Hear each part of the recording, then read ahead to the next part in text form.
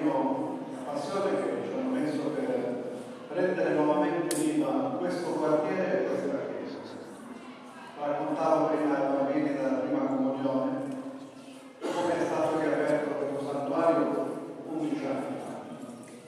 grazie all'impegno di qualche giovane,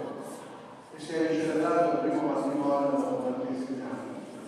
La speranza, l'augurio è che questa chiesa possa sempre essere aperta, memoria del passato, perché abbiamo bisogno di fare memoria del nostro passato,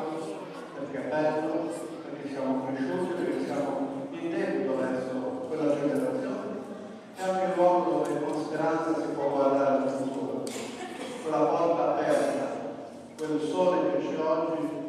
sia un po' il simbolo del mondo bello che vogliamo costruire per i nostri ragazzi e per tutti noi. Grazie a tutti di cuore di quello che state facendo e di quello che